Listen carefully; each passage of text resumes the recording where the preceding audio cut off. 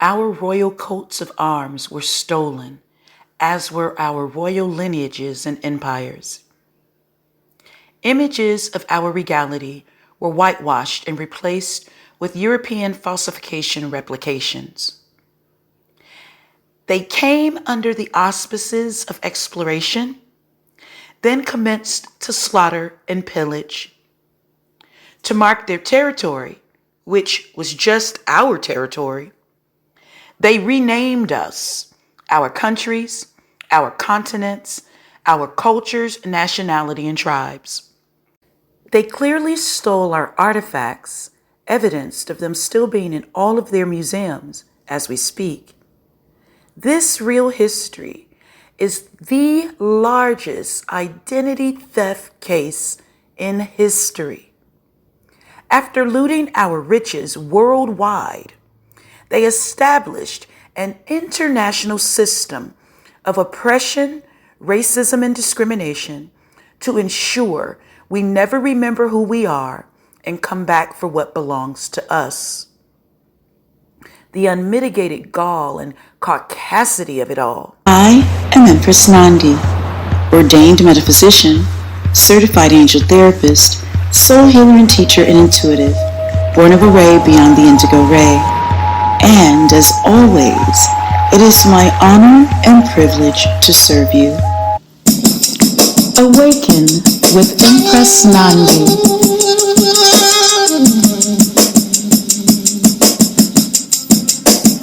And nobody will catch me on different energy. Don't you think my show sexy? My chakras tingling. And nobody will catch me, not that I clearly see. And we are the wokest motherships upon the planet. The bed is falling, ain't no need to panic. My frequency's electromagnetic. Blessed to help restore seed genetics. We are the wokest motherships upon the planet. The bed is falling, ain't no need to panic. My frequency's electromagnetic. Images in this video are from the Indigenous Roman Bavarian and Council of Constance Nobles Wappen Book. A Wappen Book is a book cataloging coats of arms. This book is a part of the Bavarian State Library and is one of the largest medieval coat of arms books in existence, documenting 2,811 preserved coats of arms and at least 38 no longer preserved. The Indigenous Roman Bavarian and Council of Constantinople Wappen Book has not yet been discovered by researchers, known or quoted in the specialist literature. Its official name is the CGM 830 Coat of Arms Book. This Wappen Book was made between 1471 and 1475, according to the specifications of the Archbishop of Mainz, Adolf II of Nassau. Often, the symbology represents something the family is known for or indulges in. Maybe one of the ways that they made their family inheritance, for example. So in a lot of these, you'll see a lot of representations of fish.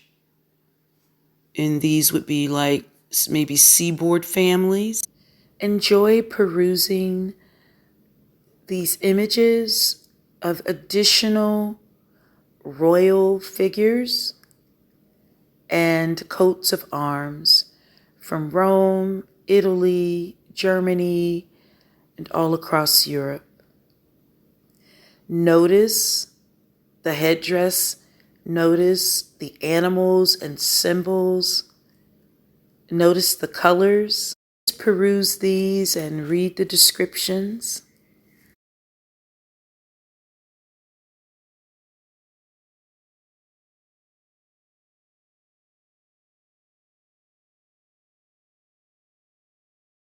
Often, when we find ancient paintings and ancient documentation of Aboriginal people, the explanation is almost always this person was a former slave. But if you just use your common sense, we know that slaves would never have a family crest. A coat of arms consists of a shield bearing several important symbols surrounded by elements indicating the person's dignity, rank, title, jurisdiction, and more. The shield chosen by Pope Benedict XVI is in the shape of a chalice, the most commonly used form in ecclesiastical heraldry. In each of the upper corners, there's a chap in gold. The chap is a symbol of religion. It indicates Benedictine spirituality. The principal field of the coat of arms is the central one, which is red. At the point of honor of the shield is a large gold shell that has a triple symbolism. It is intended to recall a legend attributed to St. Augustine. St. Augustine met a child on the beach who was trying to scoop up the sea into a hole in the sand. St. Augustine took it as an invitation to know God within the confines of the limited human mind. Pope Benedict XVI used the scallop shell, as has been used for centuries, to distinguish pilgrims, treading in the footsteps of John Paul II, known as a great pilgrim to every corner of the world. And thirdly, he used the scallop because it is an emblem that features in the coat of arms of the ancient monastery of Schatten in Bavaria, to which the Pope feels spiritually closely bound. The Moor's head is not rare in European heraldry. It still appears today in the arms of Sardinia and Corsica, as well as in the blazons of various noble families. Italian heraldry usually depicts the Moors wearing a white band around the head instead of a crown, which you will see in many coats of arms in this video. Whereas in Germany heraldry, the Moor is shown wearing a crown. The Moor's head is common in the Bavarian tradition and is known as the caput Ethiopicum, or the Moor Freshing. A brown bear in natural colors portrayed in the left corner of the shield, with a pack saddle on its back. An ancient tradition tells that the first bishop of Freshing set out for Rome on horseback. While riding through a forest, he was attacked by a bear that tore his horse in pieces. He managed to tame the animal and make it carry his baggage to Rome. Here we see a beautiful, grandiose coat of arms. This coat of arms is called Fugger of the Lily. We see a papal queen crowning the crest, and another queen below holding the papal headdress, two suits of armor, and we see blue lilies on a yellow breastplate and yellow lilies on a blue breastplate. And there are 3 horns or trumpets on the main breastplate and 2 horns above. What a beautiful family crest. The Fugger von der Lilly lineage is one of many from the Fugger family, a German mercantile and banking dynasty that dominated European business during the 15th and 16th centuries.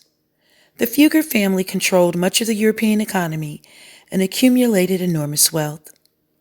The Fuggers held a near monopoly on the European copper market. This banking family replaced the Medici family, who influenced all of Europe during the Renaissance. The Fuggers took over many of the Medici's assets and their political power and influence. Enjoy these authentic images of Aboriginal European royalty. Each crest represents nobility. Our DNA is truly royal. Whether you identify as Indigenous American, Indigenous to one of the many countries of Alkebulan, or any other place on the planet, you come from royalty and excellence. Look at this amazing family crest. This is definitely not a slave. A slave nor a former slave would have a family crest.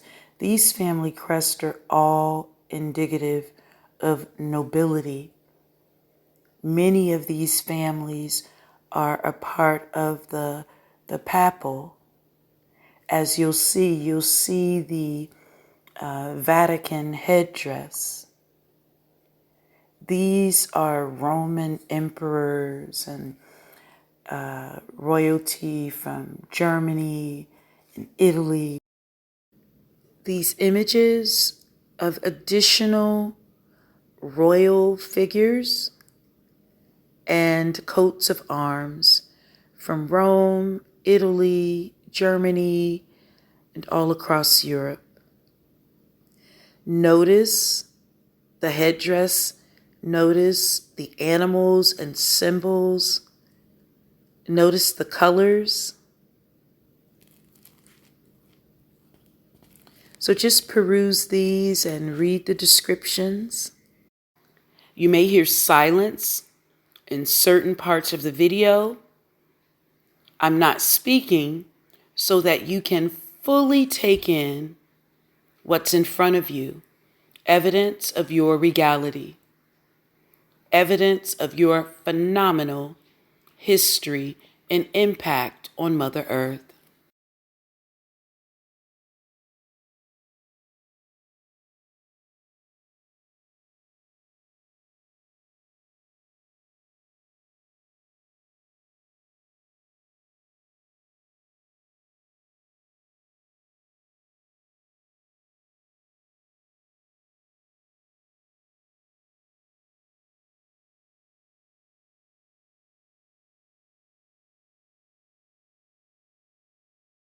We are now looking at the family book of Jacob Strait from Villingen circa 1550. It contains coats of armor of his noble and bourgeois relatives, university friends, and colleagues from Ingolstadt, Tübingen, Freiburg. Take a look at this family crest. This is their coat of arms. This indigenous person crowning this absolutely astonishing family crest is definitely not a slave. These crests are only for nobility. And the indigenous person is holding a 6-point star with geometric patterns on the chest and again across the suit of armor. And the crest is in the beautiful colors of fire, the black, the gold, and the orange. Here's a second crest, a heart-shaped family crest. The family name is inscribed above, as with all of the other crests.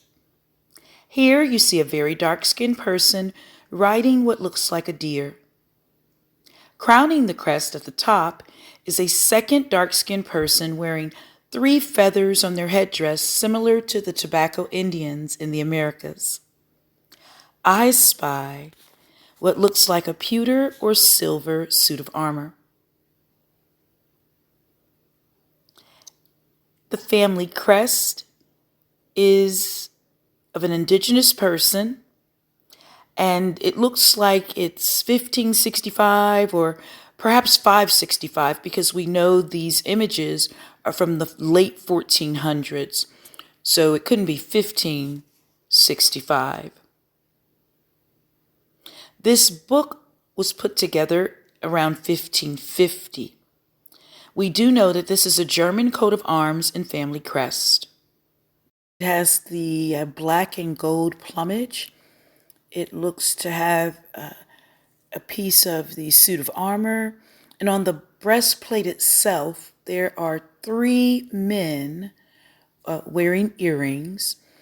And of course, the indigenous person that is crowning the crest has on a headdress. It's a different headdress than the 3 feathers before.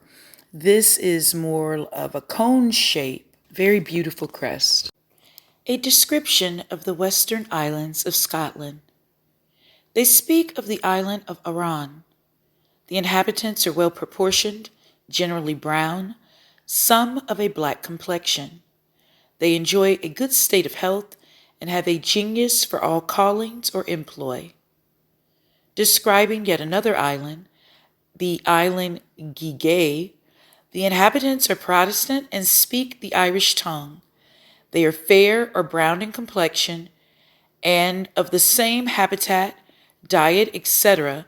of the adjacent continents and isles. So within this description, the writer is saying, throughout the western islands of Scotland, the inhabitants were brown and black complexion, with some having fair skin.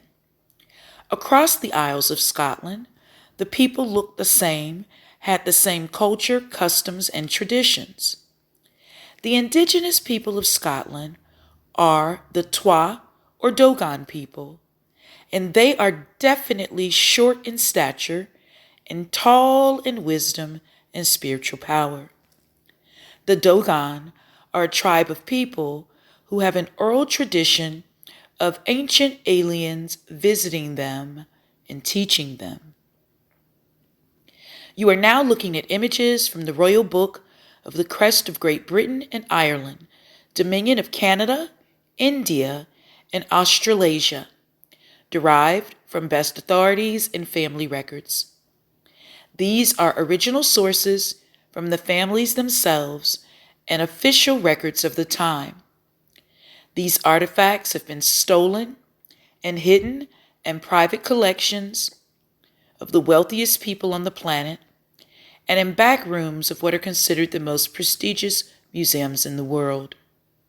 Of course, there is the plethora of precious jewels, paintings, artifacts, sacred documents, and records, both on display and hidden underneath the Vatican.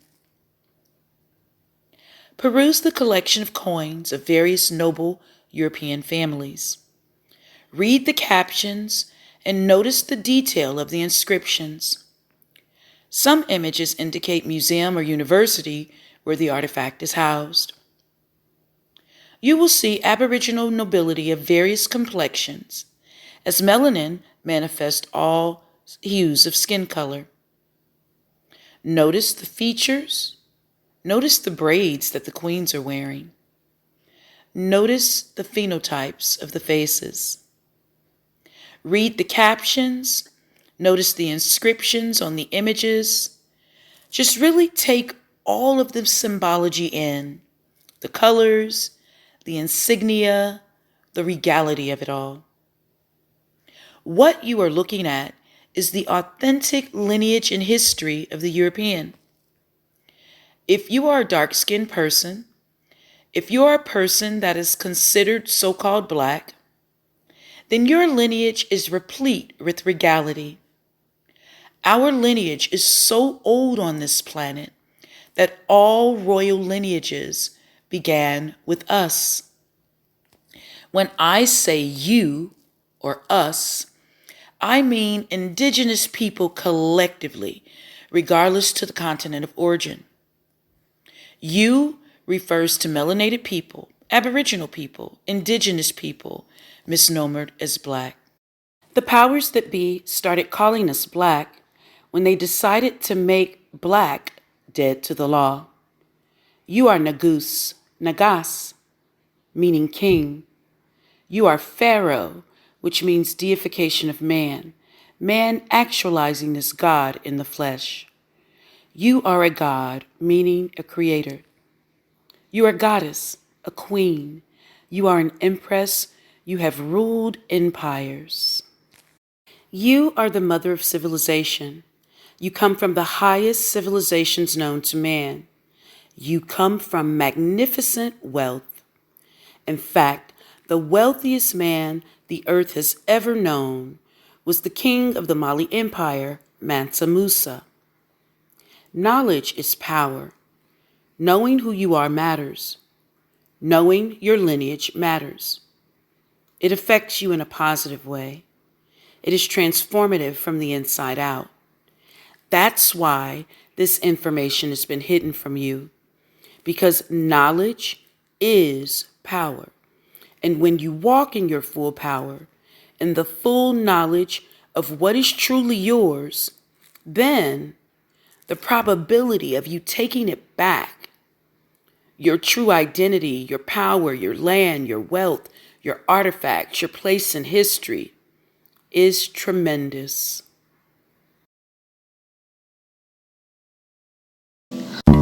Enjoying the show? Excellent. Hit that like button, please, and thank you. If you've been blessed by my content and want to buy a goddess some sage or crystals, hit up my PayPal or Cash App. Sharing is caring. Tell your friends about the channel and share this video. The more engagement we have, the better we perform in the algorithm. So let's get those likes up. And don't leave out of here without telling us how you really feel. So drop those comments below. Now, back to the show. Enjoy these artifacts. In certain parts of the video, I'm not speaking so that you can fully take in what's in front of you. Evidence of your regality. Evidence of your phenomenal history and impact on Mother Earth. Enjoy perusing these images of additional royal figures and coats of arms from Rome, Italy, Germany, and all across Europe. Notice the headdress, notice the animals and symbols, notice the colors. So just peruse these and read the descriptions.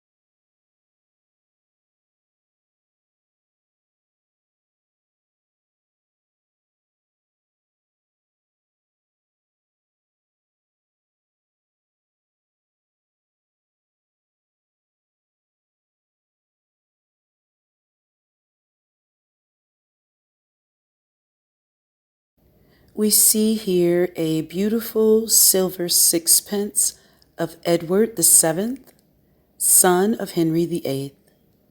He had a 6-year reign.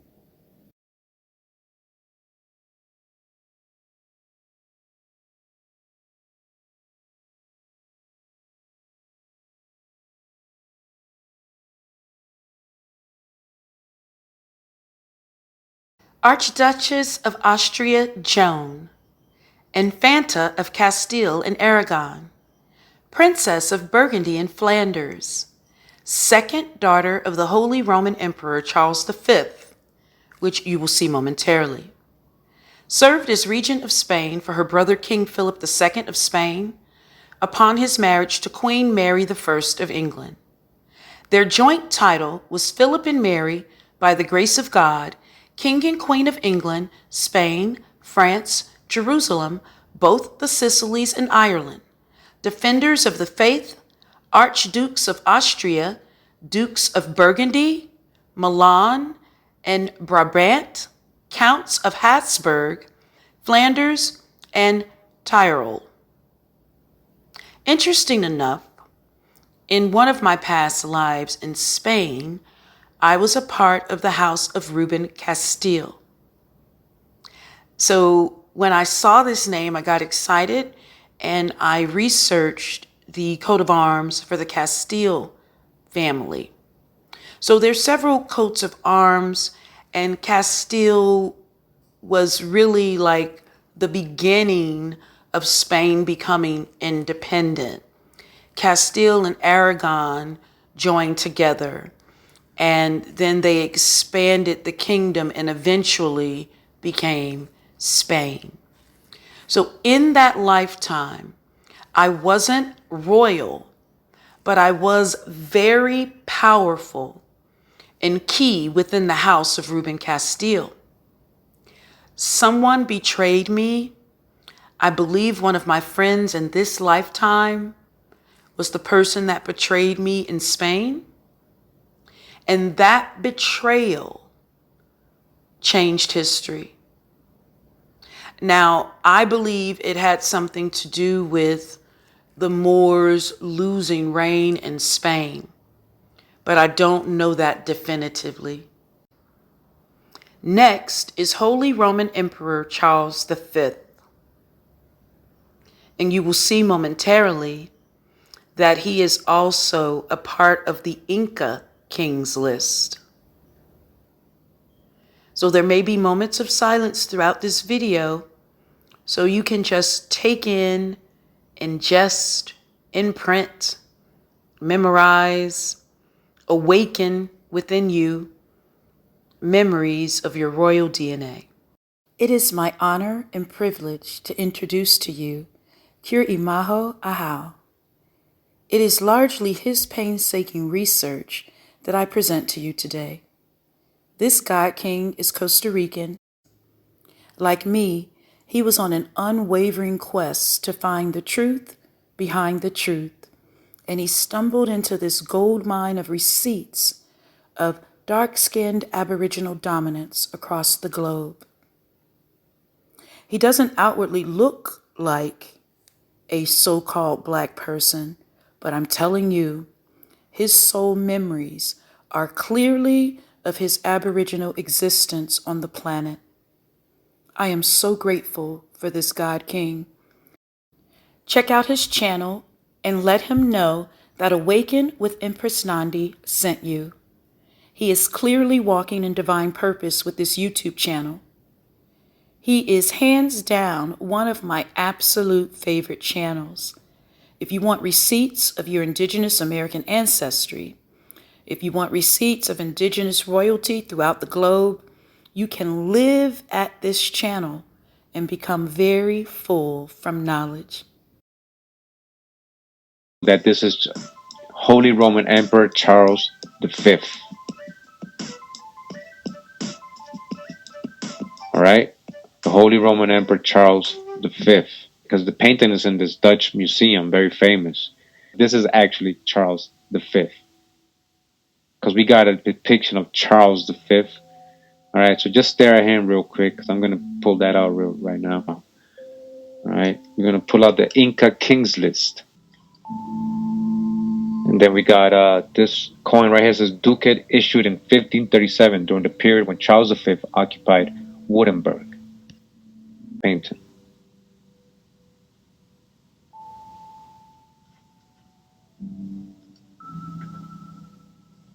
Fifth. All right. And it says Holy Roman Emperor Charles V from 1500 to 1558. This is the image I'm talking about right here. All right. Let me just. All right. I'm going to zoom in real quick. I don't want to spend too much time on it, but it shows a list of the kings, the Inca kings. This is Manco Capac right here, all the way to the left, and his queen all the way to the right. That's Mama Waka. Mama Waka. Waka. Wakanda. Waka. All right, and then we got the Inca kings after him. All right. We even got the Jaguar Waka. The Jaguar Waka. Number 7. All right. And down here we got Viracocha. All the way in the left. Some say Viracocha is Quetzalcoatl. All right, but what I want to show you is the person all the way to the right, down in the bottom, that's actually Charles Charles V, right there. Same one that we just saw. Alright, so this is from a real painting from 1500s. This is in the Larco Museum in Lima, Peru. Alright, this is from a photo somebody took, because they won't publish this on the internet. I had to find somebody took a photo of it, and I'm glad it was like 2,000 pixels, so I was able to grab it and make it even bigger so I can zoom in and everything. Alright, so this is Charles V right here at the end when they took over, and you see before him everybody got a scepter. Of what I was talking about, the scepter is the keys. The scepter, he don't have it. You see, he has a crown. They have a scepter. That's from the Most High Creator. That's the scepter. All right. So we're gonna go back to Charles V. All right. And it says Holy Roman Emperor Charles V from 1500 1558. It's painted.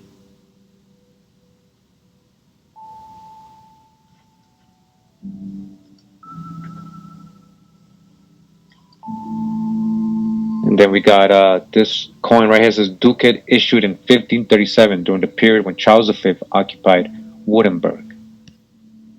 Read the captions and notice the detail of the inscriptions. Some images indicate museum or university where the artifact is housed. You will see Aboriginal nobility of various complexions, as melanin manifests all hues of skin color. Notice the features. Notice the braids that the queens are wearing. Notice the phenotypes of the faces. Read the captions. Notice the inscriptions on the images. Just really take all of the symbology in, the colors, the insignia, the regality of it all. What you are looking at is the authentic lineage and history of the European. If you are a dark-skinned person, if you are a person that is considered so-called black, then your lineage is replete with regality. Our lineage is so old on this planet that all royal lineages began with us. When I say you or us, I mean indigenous people collectively, regardless to the continent of origin. You refers to melanated people, Aboriginal people, indigenous people, misnomered as black. Look at this amazing family crest. This is definitely not a slave. A slave nor a former slave would have a family crest. These family crests are all indicative of nobility. Many of these families are a part of the papal. As you'll see the Vatican headdress. These are Roman emperors and royalty from Germany and Italy. Often when we find ancient paintings and ancient documentation of Aboriginal people, the explanation is almost always this person was a former slave. But if you just use your common sense, we know that slaves would never have a family crest. We know, like, when you start uncovering the indigenous samurai, it's, oh, that was a former slave.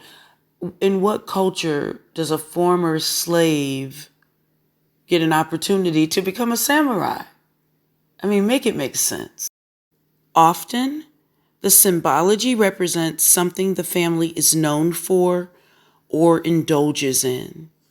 Maybe one of the ways that they made their family inheritance, for example. So in a lot of these, you'll see a lot of representations of fish. And these would be like maybe seaboard families. Images in this video are from the Indigenous Roman Bavarian and Council of Constance Nobles Wapenbook.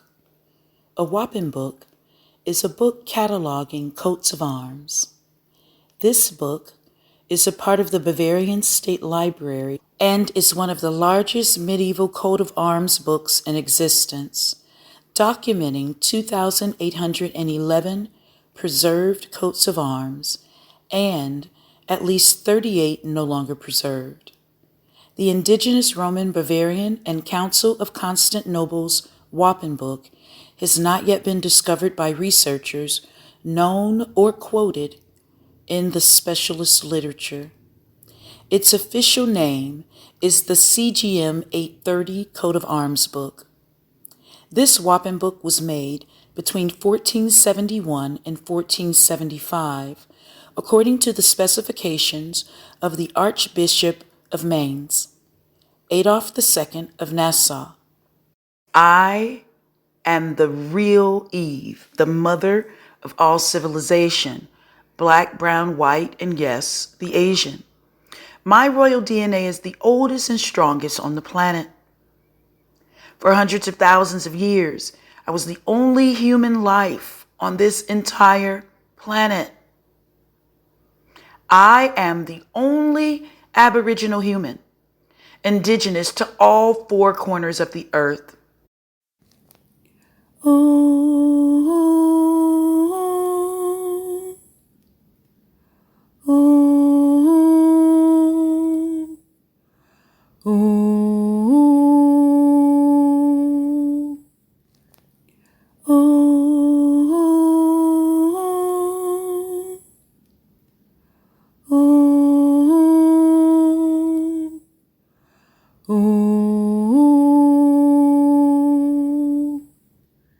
Peace. Amen Ra.